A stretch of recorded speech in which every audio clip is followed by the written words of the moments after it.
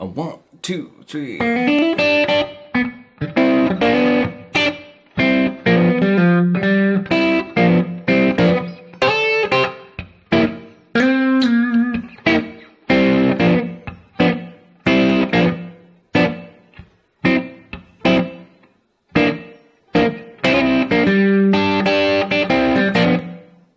Hey everybody, Griff Hamlin here. Welcome and thanks for joining me today. In this video, we're going to talk about basically how to play the intro to Further On Up the Road as performed by Joe Bonamassa on his Live from the Royal Albert Hall with Eric Clapton. Now, in the original, of course, which, Clapton plays a little bit over the top. So I'm actually focusing on what Joe plays on the rhythm for this one. So there's a lot of cool little standard things, and again, it's just one of those times when here's a whole bunch of standard little tricks that, when strung together, make something that's really happening. So basically, it's going to focus around a very simple idea. It's in G, all right?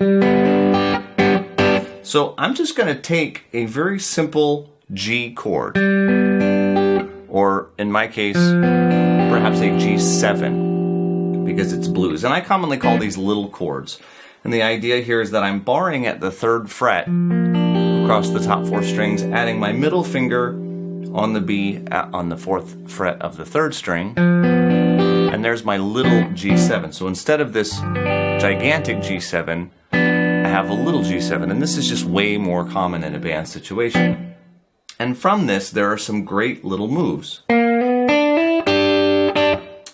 Right there, we're just doing a hammer-on from the B flat to B, which is the flat 3rd to the 3rd, and we're going to do that a lot when we come back to even just playing the chord. So we have the B flat to B, the D to E, and then grab the top 2. Okay? Now I'm doing this with my fingers, which is a little bit unusual. Typically, I play with a pick. However, I noticed on the video that Joe played it with his fingers, and I thought, well, why not? We'll play it with the fingers. It doesn't really matter. You can do it either way. It'll probably sound pretty similar regardless of how you decide to play it. I generally use a pick and 2 fingers instead of fingers when I want to pluck. But this is, like I said, this was the way it was done, so I thought, what the heck, let's go with it. Okay? So we have... So I'm hitting those 2, and then just the B. Now maybe there's an F in there. It's hard to hear. And then we're doing this really, again, classic idea where we go from the 1 to the 4 chord, which is a C. And I'm getting to the C by just barring across the 5th fret on the 2nd, 3rd, and 4th strings. And then going back to my G7, but instead of going straight there, hammering on the B. So, and this is something that if you haven't seen in your life up until now, you're gonna see it a lot. So you might as well get really comfortable doing it. It comes up all the time. It's just a very common move. All right, so we have, and then we hit the top again, and then, so we're doing that move again, G, at the 5th fret of the 4th string, F, and back to G. And then we do this move again, and then again. So the whole thing.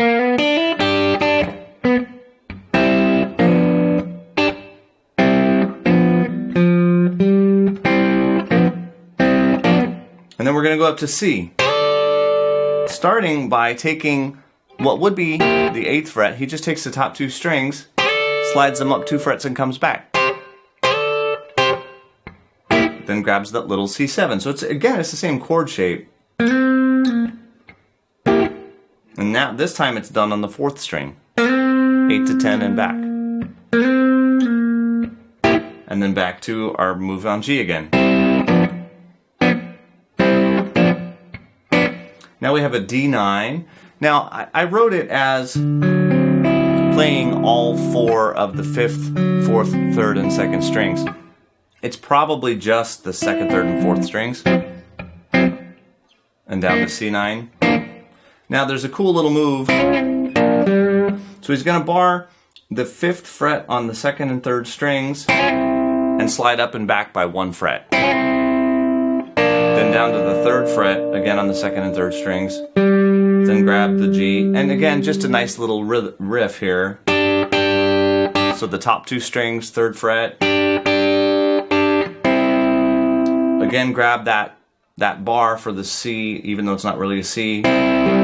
And I'm going to first hit the 2nd and 3rd strings, then I'm going to kind of roll down and hit the 4th string, and then back to my little G7. 1, a 2, a 3, a 4, a 1.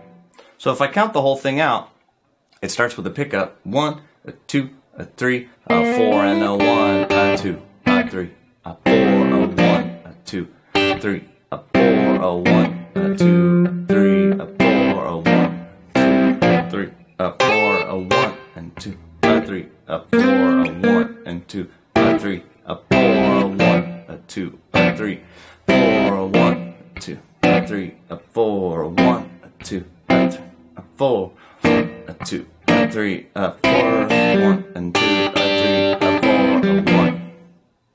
And there you have it. It's not super challenging, but it's a great demonstration of how to use just that one simple little chord idea to get some really kind of cool, some cool stuff going on. So, hope you dig it. Hope you have some fun with it. It's fun. This is the kind of thing where, yeah, you're going to want to just probably learn it, straight up, just learn it and learn how to play it. You can play it right along with the YouTube recording. It's in standard pitch, so it should play very easily. But you'll probably want to learn it verbatim and just be able to regurgitate it, but also, pay attention to the fact that, hey, it's really just this little idea here. Because, I could move this.